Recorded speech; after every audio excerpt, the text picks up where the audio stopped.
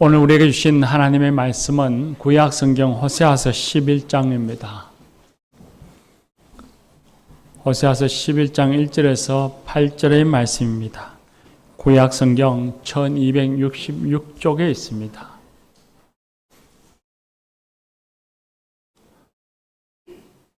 호세아서 11장 1절에서 8절의 말씀입니다. 이제 하나님의 말씀을 경청하시겠습니다. 이스라엘이 어렸을 때에 내가 사랑하여 내 아들을 애굽에서 불러냈거늘 선지자들이 그들을 부를수록 그들은 점점 멀리하고 바알들에게 제사하며 아로새긴 우상 앞에서 분향하였느니라. 그러나 내가 에브라임에게 걸음을 가르치고 내 팔로 안았음에도 내가 그들을 고치는 줄을 그들은 알지 못하였도다. 내가 사람의 줄 곧 사랑의 줄로 그들을 이끌었고 그들에게 대하여 그 목에서 멍에를 벗기는 자 같이 되었으며 그들 앞에 먹을 것을 두었노라. 그들은 애굽 땅으로 되돌아가지 못하겠거늘 내게 돌아오기를 싫어하니 아수르 사람이 그 임금이 될 것이라. 칼이 그들의 성읍들을 치며 빗장을 깨뜨려 없이 하리니 이는 그들의 계책으로 말미암음이니라. 내 백성이 끝끝내 내게서 물러가나니 비록 그들을 불러 위에 계신 이에게로 돌아오라 할지라도 일어나는 자가 하나도 없도다. 에브라임이여 내가 어찌 너를 놓겠느냐. 이스라엘이여 내가 어찌 너를 버리겠느냐. 내가 어찌 너를 아드마같이 놓겠느냐. 어찌 너를 스보임같이 두겠느냐. 내 마음이 내 속에서 돌이켜 나의 긍휼이 온전히 불붙듯 하도다. 아멘. 이 말씀으로 은혜 줄 줄 믿습니다. 마타나 중창단 찬양하겠습니다.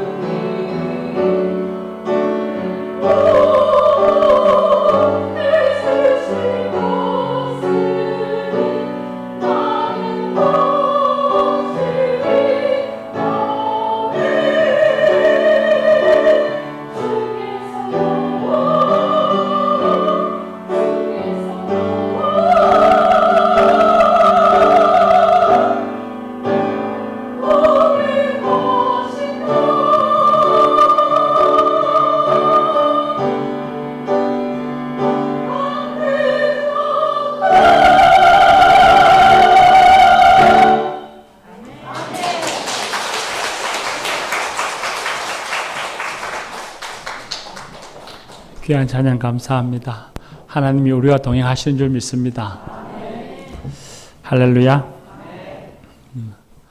오늘 우리가 읽은 말씀은 하나님과 이스라엘 백성들의 관계를 아버지와 자녀의 관계로 그렇게 묘사하고 있습니다. 하나님 아버지가 자녀 이스라엘 백성들이 방황하는 것을 보시고는 안타까워하시고 슬퍼하는 속내를 드러내는 그런 말씀입니다. 우리가 읽은 말씀 1절을 한번 보십시오. 여러분 성경책 갖고 있으시다면 1절을 보시면 1절에 이렇게 말씀하십니다. 하나님 아버지가 이스라엘이 어렸을 때에 그 아들을 사랑하여 애굽에서 불러내었다. 그렇게 말씀하십니다. 애굽에서 노예로 고통받고 눈물 흘리며 구원해 주실 것을 이스라엘 백성들이 하나님께 호소하자 하나님께서 그 백성들을 이스라엘에서 구원해서 가나안 땅으로 인도해 주셨고 그곳에 정착하게 해 주셨다. 그렇게 말씀하십니다. 하나님이 이스라엘 백성을 구원하시는 것이 그저 아무런 노력 없이 된 것이 아닙니다. 출애굽기 19장 4절 말씀에 보면 내가 애굽 사람에게 어떻게 행하였음과 내가 어떻게 독수리 날개로 너희를 업어 내게로 인도하였음을 너희가 보았느니라 했습니다. 하나님께서 이스라엘 백성들을 애굽에서 해방시켜 주시고 광야를 건너서 가나안 땅에 정착하도록 인도해 주시는 그 길에 하나님의 많은 노력과 하나님의 수고와 준비가 있었다는 것을 알 수 있습니다. 그리고 3절 말씀에 보면 하나님은 에브라임에게 걸음을 가르치고 내 팔로 안았다. 그렇게 말씀하십니다. 에브라임이라고 하는 것은 이스라엘 가운데서 특별히 북이스라엘을 가리키는 그런 용어이기도 하고 또 좀 넓게는 이스라엘 백성 전체를 지칭하는 그런 용어이기도 합니다. 하나님은 백성이 알지 못했을 때에 그들의 걸음을 가르치시고 품에 안아서 보살펴 주셨다. 그렇게 말씀하십니다. 하나님이 강제로 길 아닌 곳으로 걸어가는 그 자녀들을 탁 붙잡을 수도 있었을 것이요.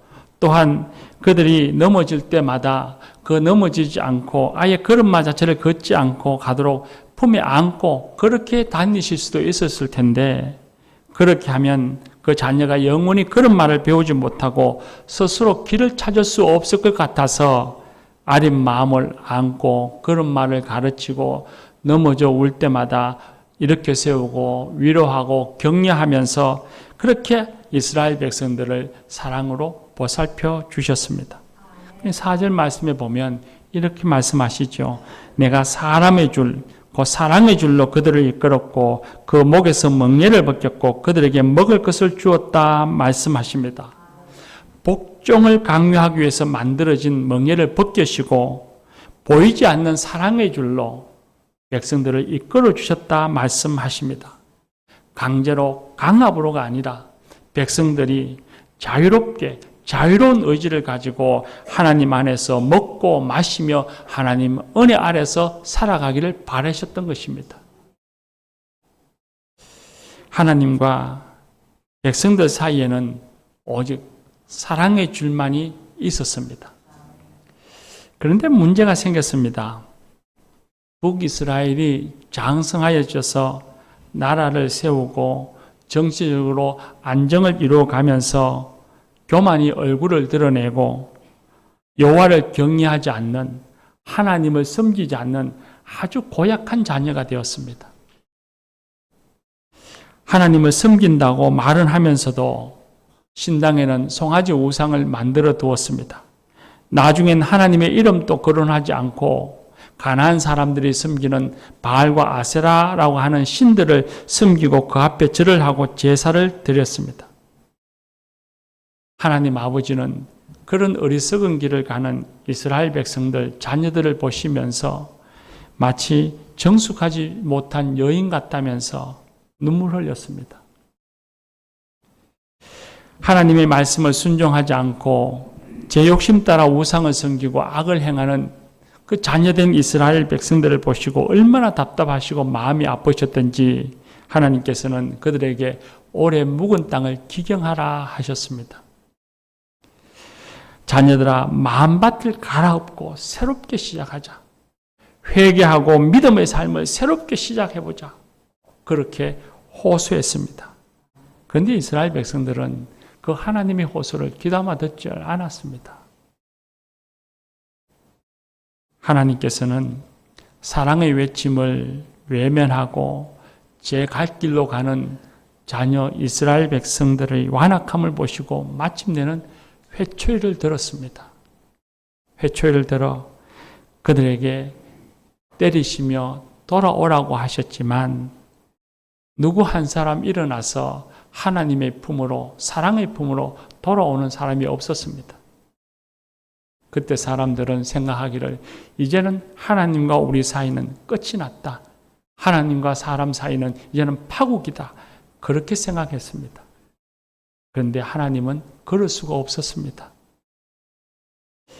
하나님은 끝까지 이스라엘을 향하여 붙잡고 계시는 사랑의 줄, 사랑의 손을 놓지 못했습니다. 놓을 수가 없었습니다.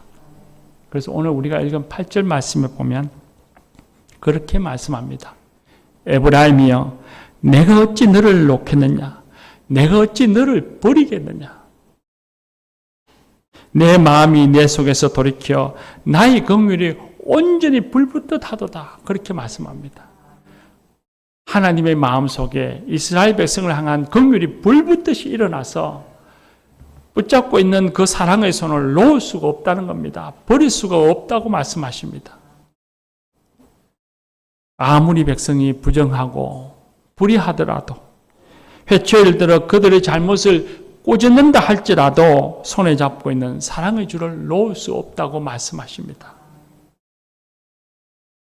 하나님이 그들을 향한 사랑의 손을 놓아버릴 권리가 없겠습니까?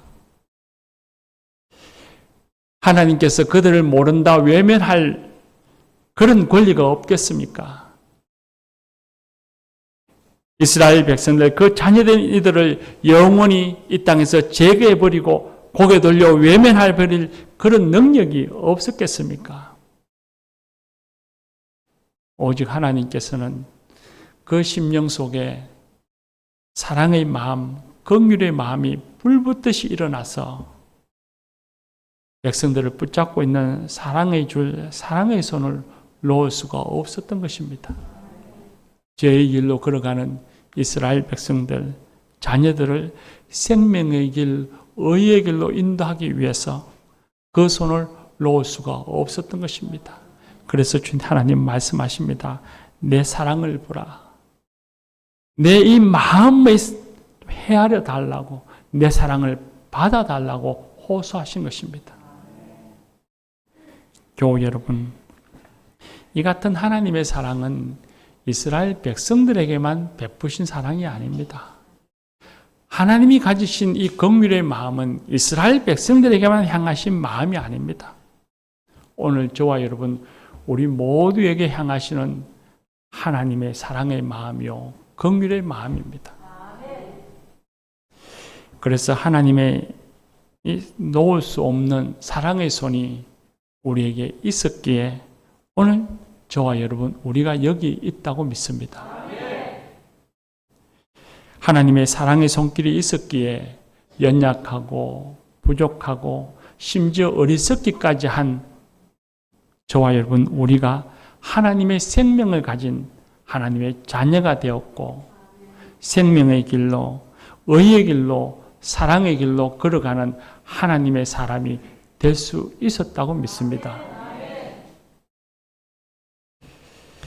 우리가 살아가는 세상에는 하나님처럼 사랑의 손길을 놓지 않고 평생을 기쁠 때나 슬플 때나 평안할 때나 어려울 때나 이 사랑으로 우리의 손을 꼭 붙잡고 가시는 분들이 있습니다. 그분들이 바로 우리의 어버이입니다. 우리 부모님들입니다. 탈무드에 보면 하나님이 너무 바빠서 우리 인간에게 하나님 대신 어머니를 주었다는 이야기가 있습니다. 에덴 동산을 떠난 인간이 늘 사랑보다는 정오를 가지며 살았고 기뻐하고 즐거워하기보다는 주체할 수 없는 분노와 고통에 밤잠을 못 이루는 그런 일들이 더 많은 사람들을 보셨습니다. 하나님은 그런 사람들을 그냥 몸본 채 하고 지나갈 수가 없어서 병들어 아픈 사람은 찾아가서 어루만져 주시고 슬퍼 눈물 흘리는 사람들은 찾아가서 눈물을 닦아주시고 분노에 들떠 잠 못 이루는 사람은 찾아가서 함께 밤을 지새워 주셨습니다. 그런데 그렇게 하다 보니 하나님은 하루하루가 너무 바빴습니다. 하루의 시간이 너무 짧았습니다. 하나님은 곰곰이 생각하시면서 어떻게 하면 내가 찾아가는 것과 마찬가지로 그들을 찾아갈 수 있을까 생각을 거듭하시다가 사람에게 어머니를 만들어 주셨다는 이야기입니다. 부모님의 사랑을 통해 눈에 보이지 않으시는 하나님의 사랑을 구체적으로 깨달을 수 있다, 느낄 수 있다는 이야기입니다. 저와 여러분이 다들 부모님이신 것 같습니다. 몇 분만 빼고요. 우리가 이런 부모가 되기를 원합니다. 우리의 사랑이 하나님의 사랑의 그 구체성을 우리 자녀들에게 보여주고 자녀들이 느끼게 해주는 그런 부모가 되시기를 축복합니다. 성경에 보면 자녀를 제 몸처럼 사랑하는 부모들의 모습이 있습니다. 다윗이 왕으로 재임하는 동안에 최고의 위기가 찾아왔습니다. 그의 아들 압살롬이 헤브론에서 군사를 일으키고 예루살렘으로 공격해 왔습니다. 반란을 일으킨 것이죠. 다윗은 신하들과 함께 압살롬 아들의 공격을 피해서 요단강을 건너서 도망갔습니다. 압살롬이 아버지와 그를 따르는 군사들과 백성들을 죽이기 위해서 큰 군대를 일으키고 아버지 뒤를 쫓아왔습니다. 그리고 다윗의 군대와 압살롬의 군대가 이제 일전을 앞두고 준비하고 있었습니다. 그때에 이 다윗 왕이 요압을 비롯한 군대 장관과 용사들을 자기에게 불러서 당부를 합니다. 전쟁을 하더라도 제발 아들 압살롬은 죽이지 마시게, 해치지 말게 그렇게 당부를 합니다. 왕위를 뺏기 위해 아버지에게 칼을 거늘고 아버지를 죽이려고 하는 그 아들의 생명을 살려달라고 군대 장관들에게 부탁을 했던 겁니다. 그런데 군대 장관 요압은 왕이기 전에 한 아버지 다윗의 그 당부를 외면해버리고 나무에 목이 걸려있는 이 압살롬을 단칼에 죽여버립니다. 그 전령이 전쟁의 소식을 다윗에게 가져왔습니다. 그때 다윗이 묻은 첫 번째 말은 전쟁에서 이겼느냐가 아닙니다. 내 아들 압살롬이 어떻게 되었느냐 하는 것이었습니다. 압살롬이 죽었다는 소식을 듣고는 다윗 왕이 성류로 올라가면서 많은 백성들이 왕을 쳐다보고 있는데, 그런데 그 성류로 올라가면서 압살롬아, 내 아들 압살롬아, 차라리 내가 죽었더라면 좋았을 것을 하면서 애통해하고 눈물 흘렸습니다. 왕의 체면도 권위도 잊었습니다. 자식의 그 파렴치한 욕망도 그 죄악도 다 잊었습니다. 자녀를 향한 놓을 수 없는 사랑의 마음을 가진 아버지의 모습이었습니다. 수르보니게 여인이 예수님을 찾아왔습니다. 딸이 병으로 죽어가고 있었습니다. 그 딸을 치유하기 위해서 더 좋다는 곳 동분서주하며 다 다녀보았지만 딸을 치유하는 이도 없었고 치유하는 방법도 찾지 못했습니다. 들려오는 소식에 갈릴리에 예수님이라고 하는 분이 계시는데 그분이 딸아이를 치료할 수 있다는 소식을 들었습니다. 먼 거리를 한달음에 달려와서 예수님께 무릎 꿇었습니다. 예수님, 내 딸을 살려주십시오. 예수님께서 이 여인을 시험하고자 말씀하시기를 자녀에게 주는 떡을 개에게 던져주는 것이 마땅치 않다 하셨습니다. 그 어머니를 개에 비유해서 수모를 주셨습니다. 그런데 이 어머니 된 여인은 그런 수모조차도 느끼지 못한 것 같습니다. 오직 딸이 치유되어지기만 한다면 딸이 건강하기만 한다면 개 취급받는 수모가 아니라 내가 개가 되어도 좋다고 생각했습니다. 예수님, 상 아래에 있는 개들도 아이들이 먹던 부스러기를 먹습니다. 나는 개입니다. 부스러기를 던져서라도 내 딸을 치유해 주십시오. 자식의 생명 살리는 일이라면, 자식이 올바르게 되는 일이라면 부끄러움도 수모도 애시당초 자신에게 없는 것처럼 눈물 흘리는 어머니의 모습입니다. 성경에 나오는 이 같은 부모님들의 모습은 옛날에 아주 오래 고대 시대에 살던 그런 부모님들만의 모습이 아닙니다. 평범하지 않은 특별하고 훌륭한 부모님들만의 모습이 아닙니다. 성경에 나오는 이런 부모님들의 모습은 바로 우리네 부모님들의 모습입니다. 우리네 부모님들의 마음입니다.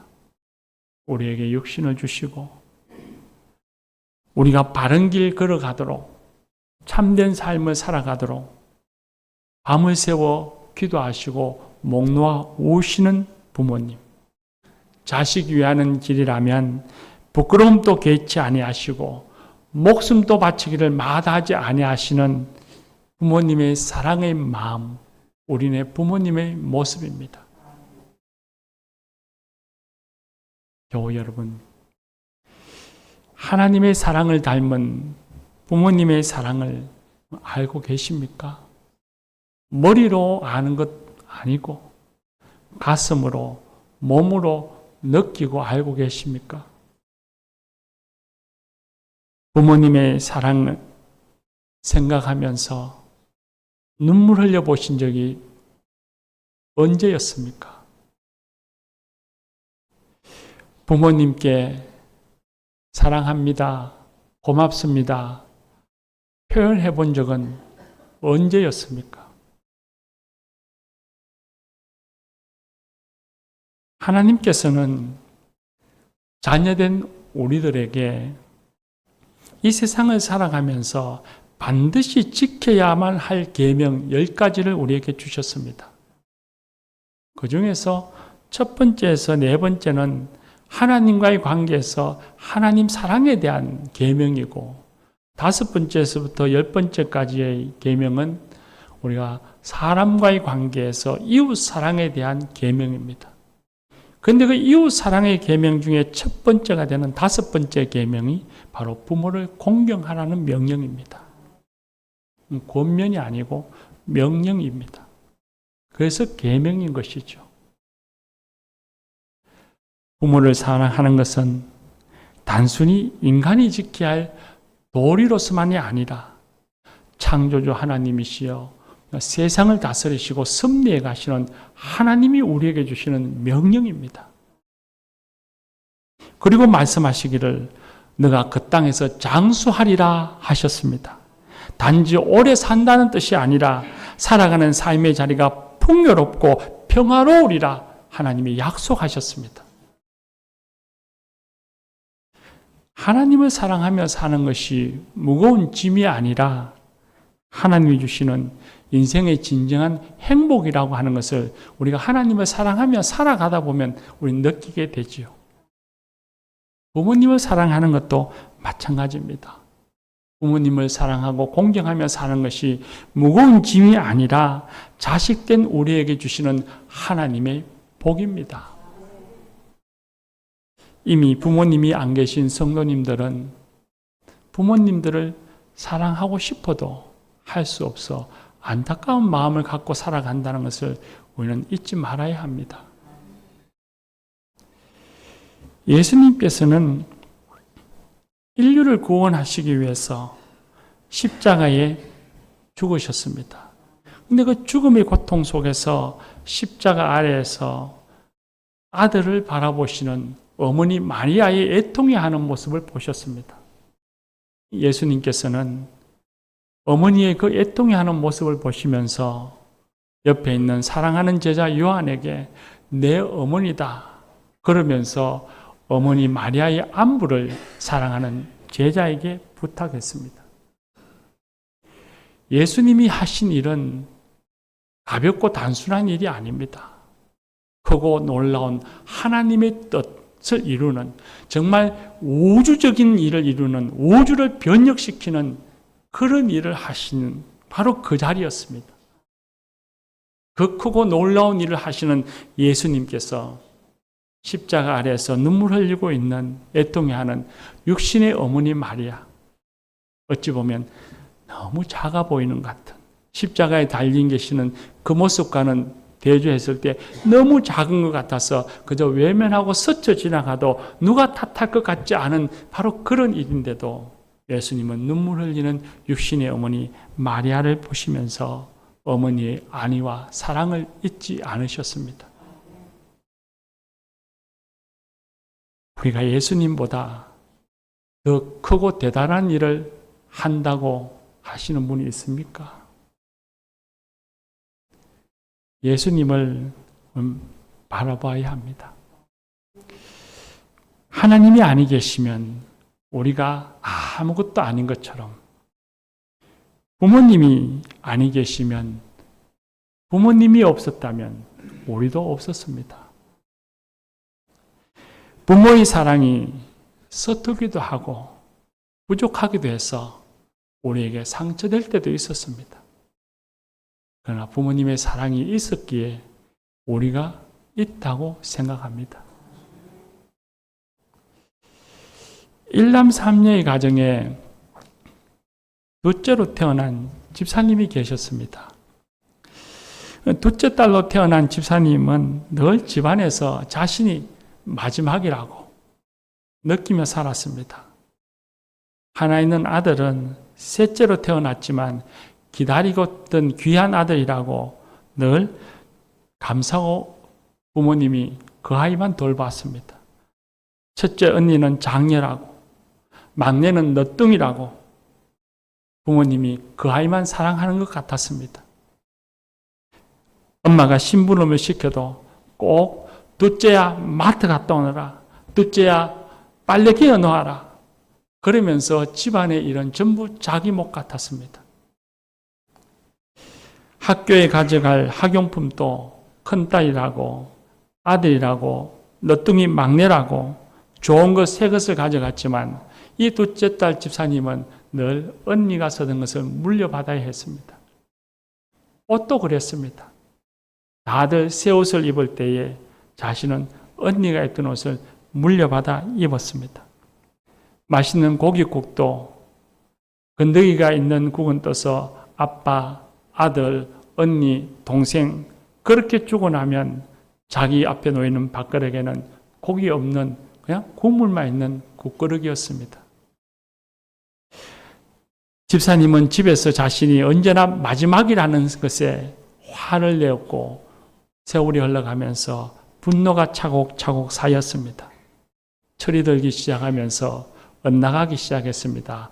공부는 안중에도 없고 일찍 집을 나와서 직장 생활을 했고 부모님의 반대에도 무릅쓰고 연애하다가 결혼을 했습니다. 그런데 결혼하고 자식을 낳아 키우면서 알았습니다. 남편과 자식을 위해서 밥상 차리고 아이들을 어린이집에 가는 시간에 맞추어서 동분서주 하다가 아이들 어린이집에 태워주고 나면 그러고는 집에 들어와서 아무도 없는 집에 때늦은 아침 밥상을 혼자 앉아서 하고 있는 자기 자신을 발견하고서는 자신이 마지막이 아니라 엄마가 마지막이라는 것을 알았습니다. 밤늦게 일하고 퇴근에 들어오는 남편의 그 후줄근하고 지친 모습을 바라보면서 자신이 마지막이 아니라 아빠가 마지막이라는 것을 깨달았습니다. 미안한 마음에, 고마운 마음에 무릎 수술로 거동이 불편한 엄마에게 전화를 했습니다. 엄마 뭐해? 너희들 줄 김치 담고 있어 하는 말에 엄마 왜 아픈데 고생해? 우리가 먹을 것이 없어서 그래. 우리가 다 알아서 사 먹어 하며 짜증 섞인 목소리로 잔소리를 하는 자신이 너무 미웠습니다. 하나님, 우리 엄마 오랫동안 제 곁에 있게 해주세요. 기도합시다.